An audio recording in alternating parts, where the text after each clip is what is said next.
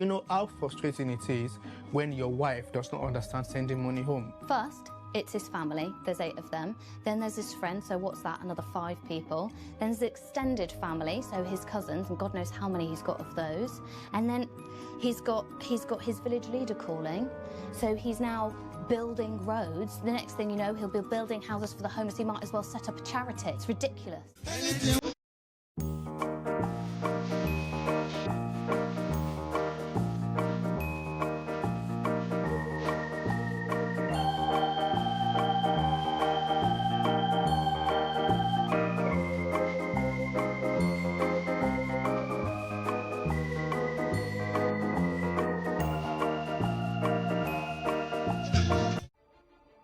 Sorry, wrong number. Wrong number. Say it again, straight from the lip.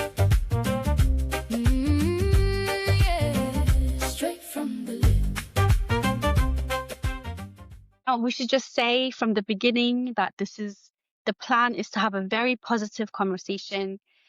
Negative ለመሆን አይደለም ሰውን like disappoint ለማድረግ or distress ለማድረግ or anything like that አይደለም. This is a positive conversation, and now we really hope that you can learn from this.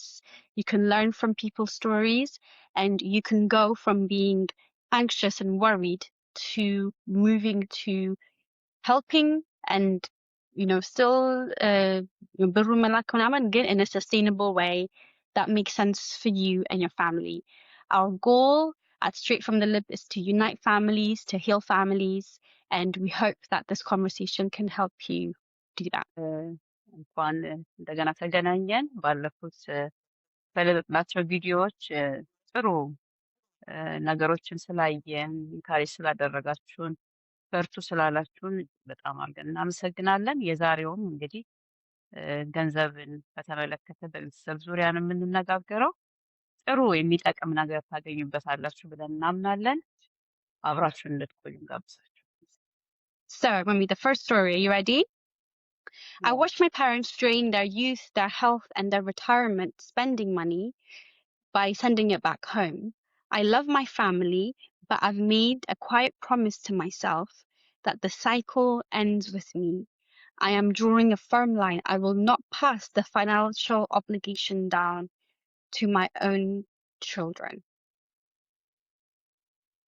So this is a younger person, a younger diaspora. She's seeing her parents struggle to give money to her family. እነሱ struggle እያደረጉ ብር ይልካሉ. And now she's saying, I'm not doing this anymore. እኔ ጋር ሲደርስ I'm not going to continue this because I've seen the problems and the struggle it's caused her family. What do you think, Mami? ያ እንግዲህ ውጪ ያለ ሰው ብዙ ጊዜ በተለይ አገር ቤት ኢትዮጵያ ያው ኤክስፔክት ይደረጋል። ምክንያቱም የተሻለ ኦፖርቹኒቲ አለ፣ የተሻለ የስራ እድል አለ ተብሎ ስለሚታመን ይሄ ውጭ ያለው ሰው ይመቸውም አይመቸውም አለ አይደለም፣ ይኖረውም አይኖረውም ኤክስፔክት ይደረግበታል። ያ መቼስ መልካም ነገር ነው፣ ጥሩ ነገር ነው ብዬ አምናለሁ። በመጀመሪያ ደረጃ ገንዘብ መላክ እድል ነው ብዬ ነው የማስበው እኔ። ምክንያቱም ለዛ ለተቸገረው ሰው ለሌለው ሰው መድረስ መቻል በራሱ ትልቅ እድል ነው። ግን ደግሞ አሁን ይሄኛው ልጅቷ እንዳለችው ደግሞ ስንሰማት ምንድነው ቤተሰቧ ስትራግል እያደረገ እያየች ነው ማለት ነው። መጀመሪያ ነገር እንዲቀድመው ይሄ ሰውዬ ራሱን መቻል ነው ያለበት። ስትራግል እስኪያደርግ ስትራግል እየተደረገ የሚላክ መልካም ነው ብዬ አላስብም፣ አላምንም እኔ።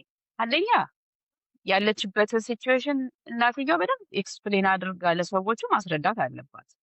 ወይ ስራ የላት ይሆናል፣ ወይ የምታገኘው በቂ አይደለም ይሆናል።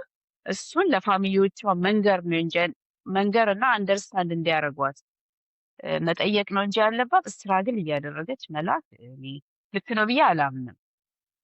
ካለ ግን መርዳትን የመሰለ በጣም ደስ የሚል ነገር የለም።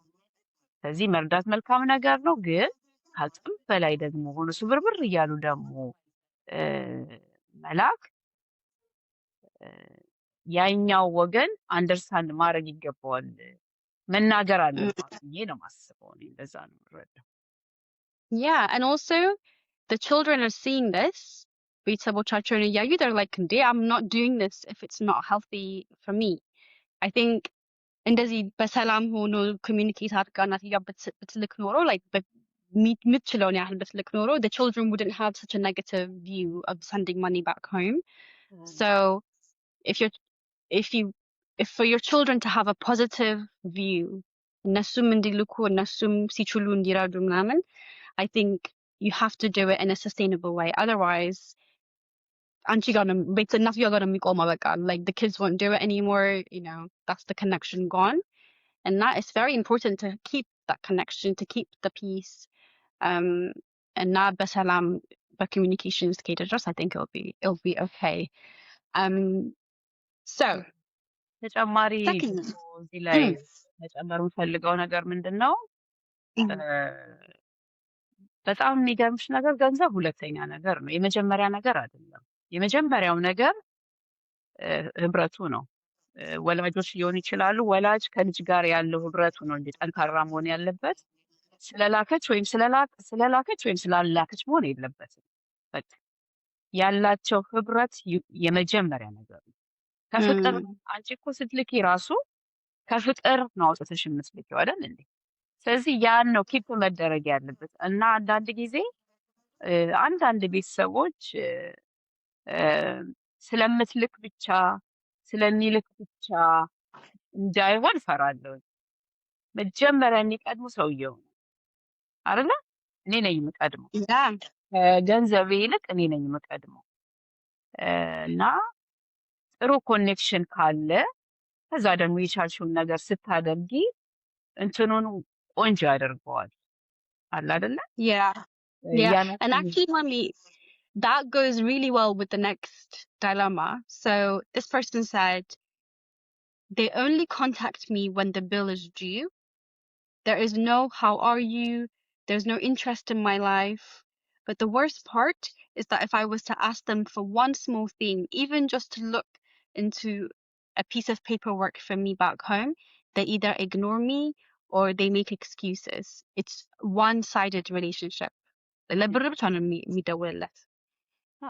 what the person said. እሱን ነው የምልሽ እኮ በቃ እሱ ትክክል አይደለም፣ ደስ አይልም። ግን ኮሚኒኬሽኑ እያለ አለ አይደለም፣ ከቤተሰብ ጋር ያለው ህብረቱ ፍቅሩ አብሮ እያለ ድንገት ደግሞ ሰዎች ነንና የሆነ ነገር ሰው ሲቸግረው ብትረጂ ምንም ማለት በጣም ደስ የሚል ነገር ነው። ምክንያቱም ያ ሰውዬ እንትን ሳይደረሽለት ማለት ነው፣ ደስ ይላል። ግን የሆነ ነገር ሲቸገር ብቻ ያንን ሰው የሚያስታውስ ከሆነ በዚህ በኩል ገንዘብ የተጠየቀው ሰውዬው ኦፌንድ ነው የሚሆን። እንዴ ለዚህ ለገንዘብ ብቻ ነው የሚፈልገው ይላል። ምክንያቱም ሰው ከገንዘብ ስለሚበልጥ ማለት ነው፣ የሰው ቫልዩ ትልቅ ስለሆነ። እዚህ በተለይ ደግሞ ምንድነው አንዳንድ ጊዜ አለማወቅም ደግሞ አለ። ይሄ ሰላምታ ሳትባባይ ኢቭን አንድ ቀን ቴክስት ሳትደራረጊ ምንም አይነት በቃ እንትኑ ሳይኖር ቦንድ ውስጥ ጥንክር ሳይ ጀስት ድንገት ተነስቶ እንዲሸገረ ሲል ያም ሰውዬ አይረዳውም፣ አንደርስታንድ አታረጊም፣ ለመላክም ፈቃደኛ ማትሆኝም። ስለዚህ ምንድን ነው የሚበልጠው? ከገንዘቡ በፊት ያለው ግንኙነታችን ይበልጥ፣ ፍቅራችን ይበልጥ አይደለ? ስለዚህ ሰላም ብንባባል ብንጠያየቅ፣ እኔም ያለሁበትን እነሱም ያሉበትን ብንተዋወቅ፣ አንቺ እኮ ታውቂዋለሽ። በቃ ልክ ስታቂ ለመላክ አይከብድሽም። በቃ አይከብድም። ግን ምንም የፈለገ ደግሞ ቢኖርሽ ምንም እንደው ሀይ እንኳን ብሎሽ የማያውቅ ከሆነ ደግሞ ይከብዳል። ስለዚህ ምንድን ነው እኛ አሁን እዚህ ጋር የምንለው ሰው ከገንዘብ ይበልጣል። መጀመሪያ ኮሚኒኬሽናችን ጥሩ እናድርገው። ከዛ ገንዘብ ሁለተኛ ነው የሚቀጥል ነገር። እና ደግሞ ስሙዝ ከሆነ ደግሞ ያለን እንትን ለመላክ ማንም አይቸገርም። እንኳን የምታውቂው ሰው እንኳን ቤተሰብሽ ማንም ይልካል አይደል እንዴ? ስለዚህ የሚበልጠው ምንድን ነው? ግንኙነቱ ይላል። Yeah. ያለን I agree with you. I agree. I think there is a level of skill that's missing knowledge. It's really like and like any other relationship. And I always think like so Birsilakilet, if they even messaged you and they said, thank you so much, this is what I did with it. Or if they said, thank you so much, this is the change it created in my life. Or if they just even and they said, thank you so much, this is what's happening, this is what's happening, this is the challenges, this is the positives, thank you for your help. It's just knowing that your money didn't go to waste and actually it helped someone, and not help and data garasu, like just mangar. Thank you so much for sending this, whatever. You don't even have to say thank you. You just saying that it made a change, and that mean I change in daraga. If somebody sent me that, I'd be like, oh my gosh, when can I send you my next? How often do you need this? Like how much you need help with? Like, because people want to help. If they can help, they will help.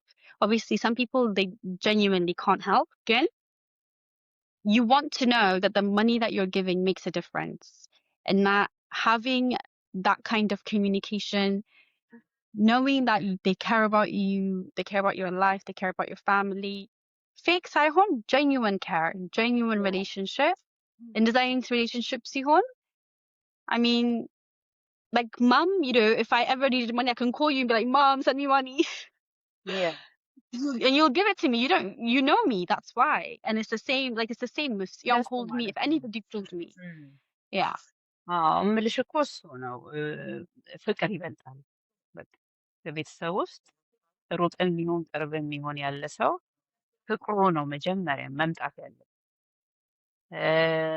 አንዴ እንዳልሽው በተወሰነ ጊዜ በወርም አንዴ እኮ ሊሆን ይችላል ተደዋውለሽ እንዴት ነው ያለሽው፣ እንዴት እንዳለው ብጠየቅ፣ እንዴት እንዳሉ እኔም ብጠይቅ አለ አይደለ? እሱ መጀመሪያ ቀድሞ ከዛ በኋላ ኤኒቲንግ ታደርጊዋለሽ በቃ። ስለዚህ የትኛውም ገንዘብም ይሁን ምንም ይሁን ከፍቅር ሲወጣ እዛም ሄዶ ደግሞ ምን እንዳደረገ ደግሞ አንቺ ደግሞ ስትሰሚ በጣም ደስ ይላል። በቃ ደስ የሚል ነገር ነው፣ አይከብድሽም። ስለዚህ ድንገት ተጠይቀሽ ከዛ ደግሞ ምን እንደተደረገበትም ሳታውቂ ምንም ቢሆን እዚህም የሆነ ዋጋ የምትከፍይው ዋጋ አለ መቼም ገንዘብ ለማግኘት አይደለ? ዝም ብለሽ አይደለም የምታመጪው። እና እንደሱ ሲሆን ደስ ይላል እና ጥሩ ሀሳብ ነው ማለቴ ነው። እና በተለያየ ኤሪያ የሚሰሙን ቤተሰቦች ይሄን እንደዚህ አይነቱን ፊሊንግ ቢሰማቸው አለ አይደለ? ኮሚኒኬሽኑ ቢቀድ፣ ፍቅሩ ቢቀድ፣ ወሬው ቢቀድ ከዛ በኋላ እርዳታ ሁለተኛ ነገር እንደሆነ አንደርስታንድ። Yeah, it's so true. And this skill, like the skill of communicating, the skill of building relationships, ከማንም ጋር help የሚያደርግ skill now. In this situation ብቻ ሳይሆን in any time of your life, whether you're in school or you're working or you have a business, this kind of relationship will help you in any aspect of your life, because you are building genuine loving relationships. This is how people create business partnership. This is how people create families, because they have genuine relationships. And it's the same thing. It's yeah, it has to be genuine, and that has to be love. Okay, the next one. Yeah, straight from the lip.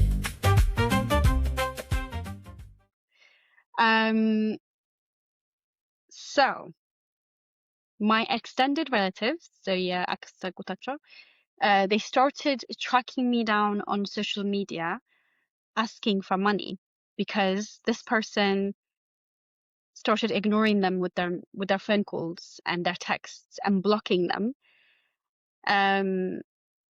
because they feel like they just need to protect their space and their mental health, and he feels like the family is just draining his bank account, and he can't say no. His problem is he can't say no.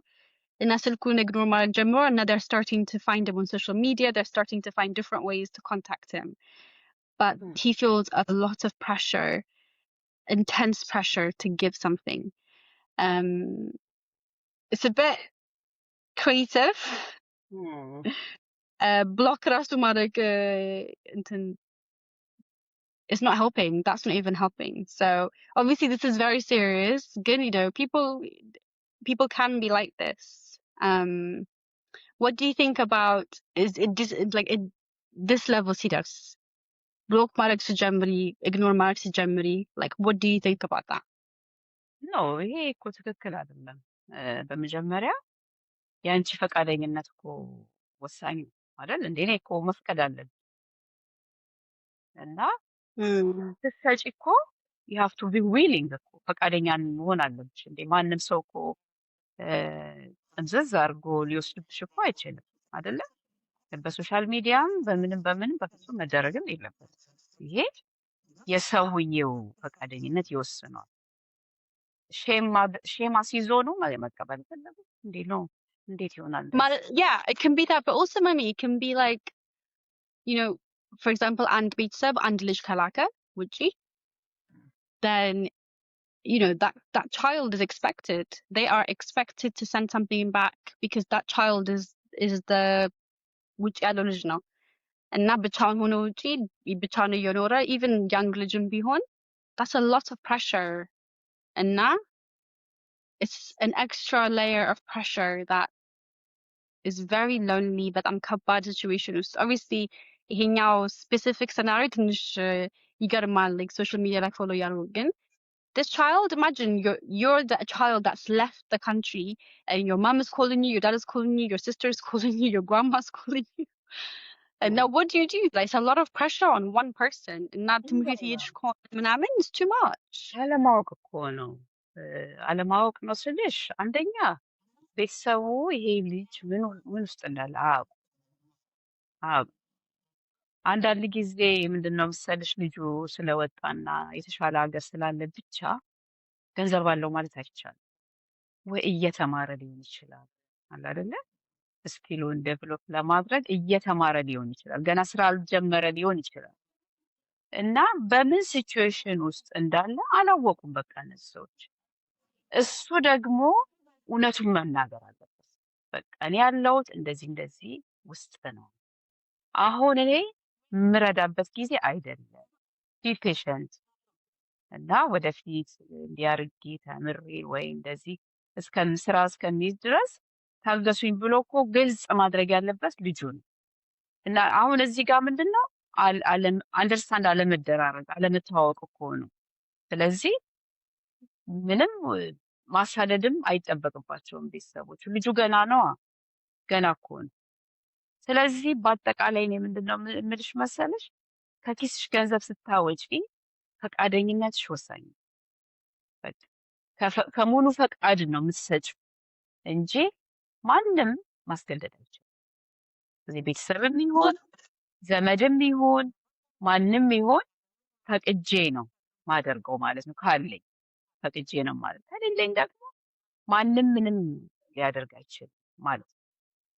እንደዛ ነው ማለት But so that's interesting that you know the child has to say something. Even Kadum, you said if the mum has to communicate with family. Yeah. But mommy, there's a lot of people who feel shame and who feel guilt, who feel like they can't say truly situationaቸው እንዴት እንደሆነ መማር አይችሉም። ምክንያቱም expectation አለ እና you know ሰው compare ያደርጋል ከሌሎች ቤተሰቦች ጋር ምናምን።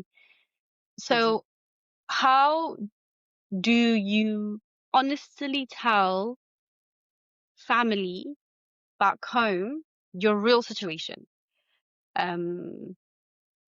I think that's really hard for a lot of people. ያ ሊከብድ ይችላል ያሉበትን ምክንያቱም ኤክስፔክት የሚደረጉትና እነሱ እየሆኑ ያሉት የተለያየ ነገር ነው። ግን አሁንም ቢሆን ከሌለሽ ምን ያደርጋሉ? ይሰርቃሉ። ምንም እኮ ማድረግ አትችይም። ግን I mean, some people do that. Some people obviously do work weekends, work nights. አይተኙም ይሄን ብቻ ለማድረግ እና ከትምህርት ጋር ምናምን እንዲያደርጉ.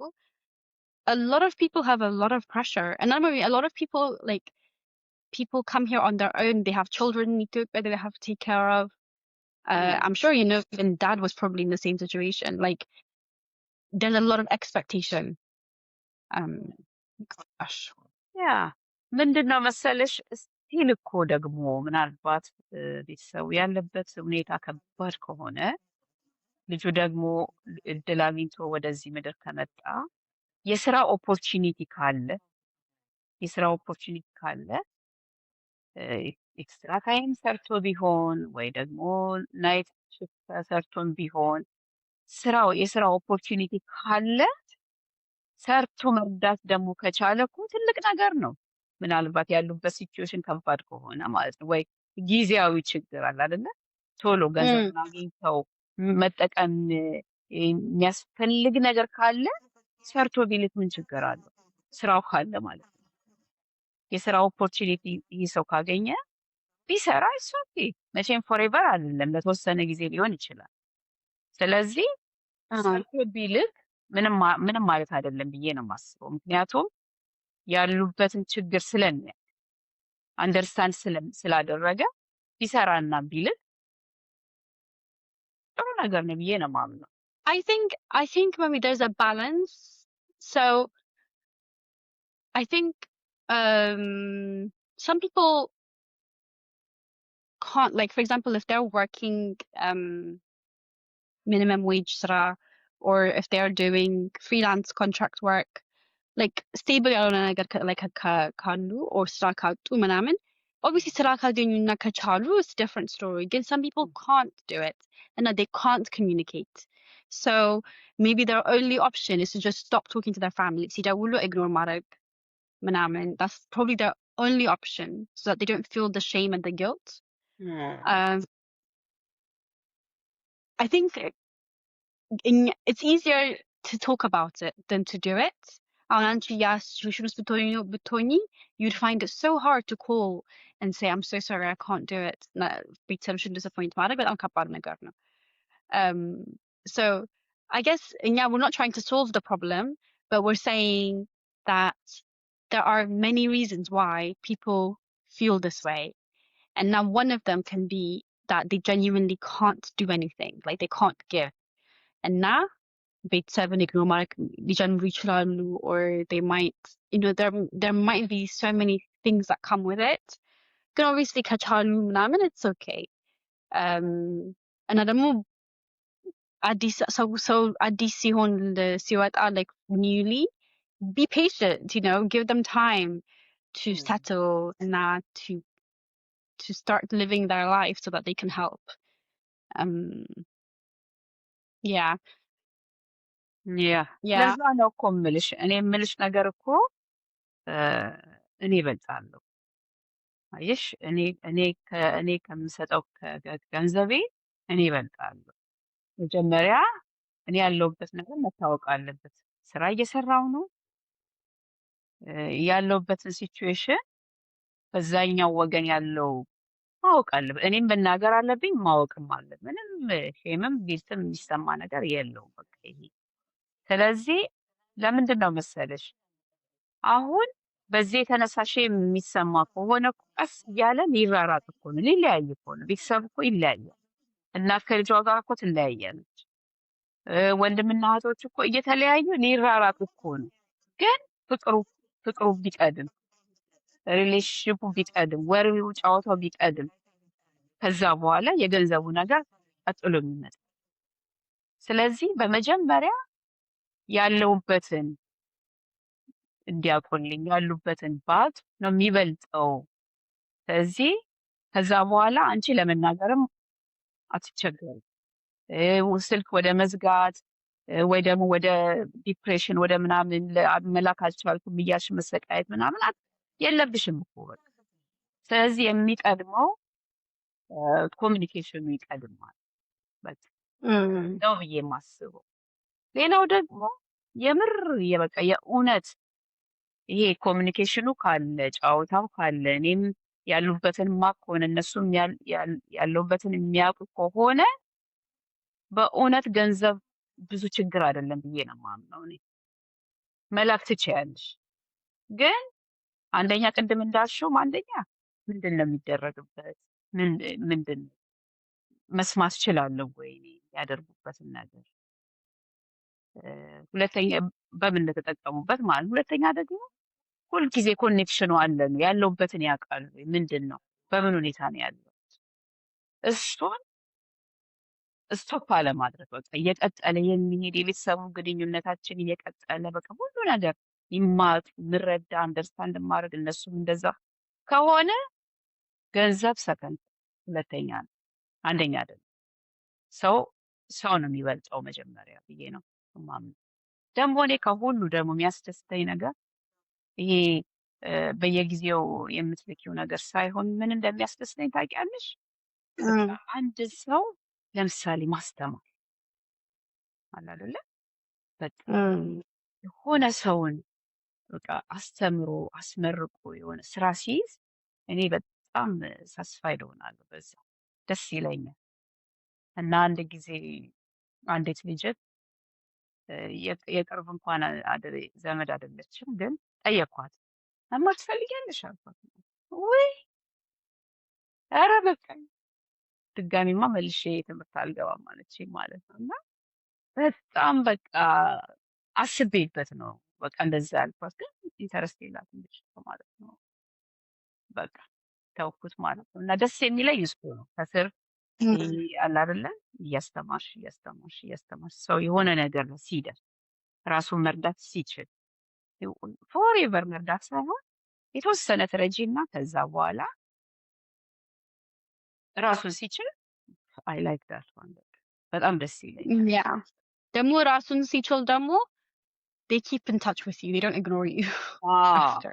በጣም ደስ ፍሩቱ በጣም ደስ ይላል። በቃ ግን ይሄ ዝም ብለሽ ግን እሱም ሰዎቹ ያሉበትን ችግር ሊወጣላቸው ይችላል፣ ግን ኢፌክቲቭ አይደለም ብዙ ጊዜ። ማስተማር ግን ደስ የሚልና ሳቲስፋክሽን ያለው ነገር ነው ለእኔ ማለት ነው። ሌሎች ደግሞ በተለያየ ነገር ሊያደርጉ ይችላሉ፣ ግን እኔ አይ ላይክ ዳት ደስ ይላል። Yeah, I like that as well. I think the most important thing is setting expectations. So always set expectations set ማድረግ is really helpful. ምክንያቱም ሰው expectation meet ሳይደረግ ነው disappointment ፊል የሚያደርገው። የሆነ ነገር እያሰበ expectation ሆኖ ከዛ እሱ like I remember when I came to the UK, my expectation was that we would be living in this massive house, and you know, I had a very big expectation of life in the UK. Again, my expectation wasn't met, so I was like, oh, you know, I was disappointed. Even ያለንም ቦታ it was okay, and I was disappointed. But what I'm trying to say is expectation set ማድረግ ከውጪ ሰው ከመውጣቱ በፊት ራሱ they should set an expectation. They should say, I'm going to be learning, I'm going to be in school, I'm going to be working for this. Please don't expect anything from me. እሱን expectation communicate ማድረግ ሁሌ communicate ማድረግ የዛሬ ዓመት መላክ ጀምራለሁ or የሆነ ሰው አስተምራለሁ ምናምን ካልሽ meeting that expectation is really important. So just keeping it, you know, ሀሳባቸው ሌላ ቦታ እንዳይሄድ expectation set ማድረግ I think is going to be really, really helpful. Straight from the lip. If people are experiencing problems in their family because of this issue, because people are expecting money from them, or they're not sending money, or people are ignoring them, and our goal is to make sure that families are united and intact and healing. What's your advice for reconciliation, for coming together as a family? Yeah, ገንዘብ ከባድ ነገር ነው። ባይ ዘ ዌይ አንዳንድ ልጆች እንግዲህ ውጪ ሰሩና ለቤተሰብ ይልካሉ። ቤተሰብ አንድ ነገር እንዲይዝላቸው ቤት ሊሆን ይችላል ወይ ሱቅ ሊሆን ይችላል ወይ የሆነ ነገር ገዝቶ አሴት አለ አይደለ ካፒታል እንዲያስቀምጥላቸው ይፈልጋሉ። ግን ደግሞ ቤተሰብ ላያስቀምጥላቸው ይችላል፣ ያጠፋባቸው ይችላል። ብዙ ግጭቶች አሉ በቤተሰብ እኛ አንስተን ማንጨርሰው ማለት ነው። በጣም ብዙ ቤተሰብ በዚህ የተነሳ እስከ መለያየት እስከ አለመነጋገር ድረስ ይደርሳል። ምክንያቱም ገንዘብ በመሀል ያለበት ነገር ከባድ ስለሆነ ማለት ነው።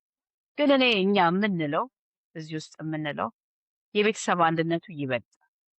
ገንዘብ ሰከንደሪ ነገር ነው እና ምክንያቱም ቀርበን እዛ ውጭ ያለውንም ሰው ሁኔታውን ያለበት ሁኔታ አላወቅንም። ሀገር ቤትም ያለውን አልተግባቡም፣ አልተነጋገሩም ወይም ደግሞ ዲስከስ አላደረጉም። በሁኔታው ግልጽ የሆነ ንግግር የላቸውም።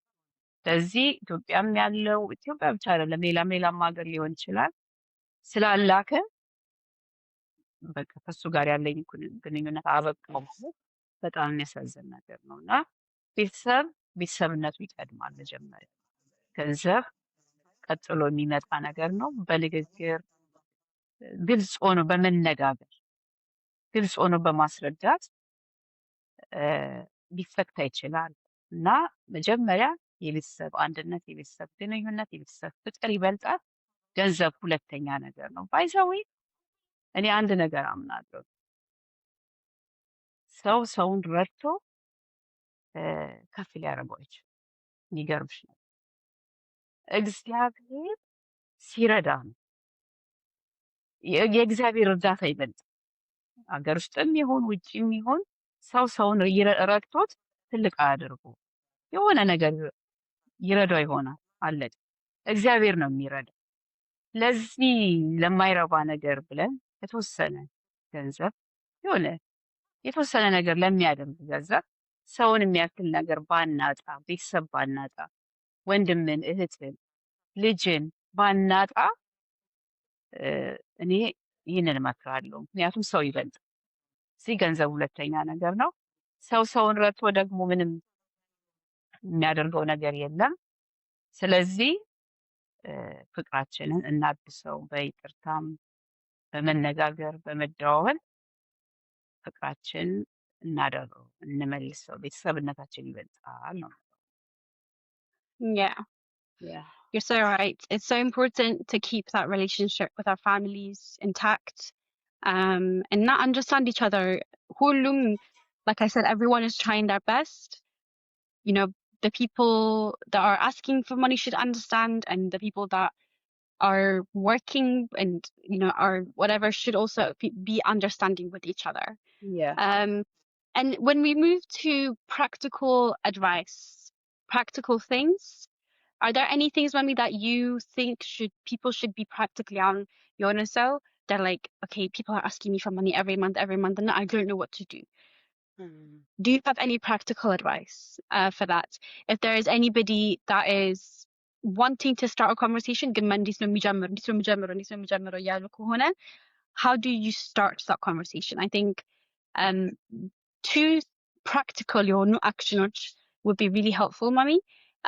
From my side, I would say if you are working and now you are settled and you can't give and now you have family wanting to give, or you yourself see opportunities to give, I would say just decide on a percentage of your income, whether that's 5%, 10%, whatever. Decide on a percentage that you will give every month to your family, and don't go over that percentage, because you still need to live your life. You still need to pay your bills and also have fun and enjoy your life. Again, you also want to give. If you're in that position but you don't know how much to give, just give yourself a limit every month and work with that limit. Sometimes you might not need to give, sometimes you might do. Again, just stick with the limit. That's the only advice that I can give. And if you're struggling to start a conversation, I don't know, Mommy, do you have any advice? How should they start the conversation? Okay, they're like, okay, you know what? I need to tell them the truth. I need to tell them how I'm feeling, and that I really just need to call my grandma. Below, what advice would you give them? Yeah, እሱን እኮ ነው የምልሽ። ግልጽ መሆኑ ይበልጣል። ሌላው ደግሞ አንዳንድ ለምሳሌ ሰራተኞች ሆነው ቤተሰቡም ላያስፈልገው ይችላል። ሁሉን እኮ የሚረዳ አይደለም። ማስፈልጋቸው አሉ፣ በራሳቸው የቆሙ ሰዎች አሉ፣ ግዴታ የሌለባቸው ልጆችም አሉ። አንዳንዱ ደግሞ እየሰሩ በደንብ ገንዘብ እያላቸው ቤተሰባቸው ትዝ ማይላቸውም ደግሞ አሉ። እኔ Mhm. ደግሞ ምንድነው የምለው መሰለሽ ማድረግ ጥሩ ነው ማለት መስጠቱ ጥሩ ነው። ምክንያቱም ቤተሰብን ማስደሰት በተለይ ትንሽ ፋይናንሻሊ ችግር ያለበት ካለ መርዳቱ ደስታ ነው። በቃ ደስታን ነው ክሬት የምታደርግ። ከሁሉ በላይ ደግሞ በተለይ ለቤተሰብሽ ለእናትና ለአባት ደግሞ በተለይ ልጅ ከሆነ መርዳት ወሳኝ ነው። በቃ ግዴታ እንደ ግዴታ ነው የምቆጥረው እሱ ደግሞ ምክንያቱም ቤተሰብ ይመርቅሻል። በተለይ ሲደሰት ነው የሚመርቅሽ አይደለ? ከውስጥ የሆነ ያልጠበቀውን ነገር ወይ ደግሞ ቤት ውስጥ አይተሽ የሌለ ነገር ስታደርጊ ከደስታ የተነሳ ብለሲንግ አለው ራሱ። እሱ ለልጆች በጣም በጣም ትልቅ ነገር ነው፣ ምርቃት አለ ማለት ነው። ስለዚህ እያለንም ንፉግ አንሁን፣ ከሌለን ደግሞ አቅማችን በላይም አንሂድ። አንደርስታንድ እንዲያደርጉ መነጋገሩ መልካም ነገር ነው ነው የምለው እኔ እንግዲህ። ስለዚህ Yeah, yeah. that's really helpful. So Rumi, if somebody said, okay, you know what, Zari, I'm gonna call my family and I'm gonna tell them, how should they start the conversation? ሰላም ማለት ነው በቃ እንዴት ናችሁ? እስካሁን ድረስ የጠፋሁት ስላልቻልኩ ነው፣ በዚህ ምክንያት በዛ ምክንያት ብሎ ያው መግለጽ ነው። ሌላ ነገር እኮ የለም። ምናልባት እስካሁን ድረስ ባለመደወሌ ይቅርታ አድርጉልኝ፣ በይቅርታ ሰላም በማለት ያለውን ነገር ደግሞ ሰርፕራይዝ በማድረግ በተለያየ ነገር መልሶ ያንን እንደገና መቀጠል ይቻላል። ማወቅ ነው፣ Yeah. አንደርስታንድ መደራረግ ነው ትልቁ ነገር። በጣም ይሄ በቃ እኔ ያለኝና በቃ ከዚህ በኋላ ማንንም አላወራ ማንንም አላናግርም የማንንም ስልክ አላነሳም ብሎ ብቸኛም ሰልፊሽ መሆንም ትልቅ ጥሩ ነገር አይደለ። እንደገና ደግሞ የሰራውን በሙሉ እሱ ደግሞ ምንም ነገር ሳይጠቀም ለቤተሰብ ብቻም ደግሞ ማድረግ እሱም ትክክል አይደለ። ባላንስ ወደ ሚድል ብንመጣ ጥሩ ነው እና ጥሩ Yeah. ኢንቫይሮንመንትን ክሬት እናደርጋለን። No, definitely. And also, this gets complicated when the children start marrying, especially if they're not marrying another Habesha, my girl also marry Karagu. Is, these things are really complicated and there's so many ways that this can grow and so many things that can happen. So I think for the first conversation about this, we'll stop here. Again, like I said, if you have comments, if you have opinions, if you have other questions, other dilemmas, please put it in the comments. For the people messaging me privately, please put it in the comments because we need comments and we need shares, okay? Yeah. Yeah, please put it in the comments. Obviously, I appreciate your messages as well. Again, don't forget to subscribe, please. We are a new podcast, so any subscription would be really helpful. Share or even like if you can't say anything but you want them to know, maybe share this video with them. Maybe that can be a good starting point for you. Oh yeah. For the conversation. Yeah, trust no. Yeah. So yeah, that is all that we have to say. We love you all so much, and Mommy, I love you. And yeah, that's it. We'll see you next time. Thank you. Bye. Thank you. ዛሬ እንግዲህ ከኛ ጋር አብራችሁ ቁጭ ብላችሁ ስለሰማችሁን በዚህ ዙሪያ እናንተም የተለያየ ሀሳብ ሊኖራችሁ ይችላል። ደግሞ የገጠማችሁ ኤክስፒሪየንሶች ሊኖሩ ይችላሉ። ወደ ፊት ብናመጣው ብናወራበት መፍትሄ እናገኝበታለን ማለት ነው። ስለዚህ ሁላችንም ራሳችንን ይዘነው ቁጭ ከምናደርገው እናውራው፣ ወደፊት እናምጣው እና መፍትሄ እንስጥበት ነው የምንለው። ቴንክ ዩ ሶ ማች ጊዜያችሁን ስለሰጣችሁ እናመሰግናችኋለን። መልካም ቀን ይሁንላችሁ። Bye. Say it again, straight from the lip.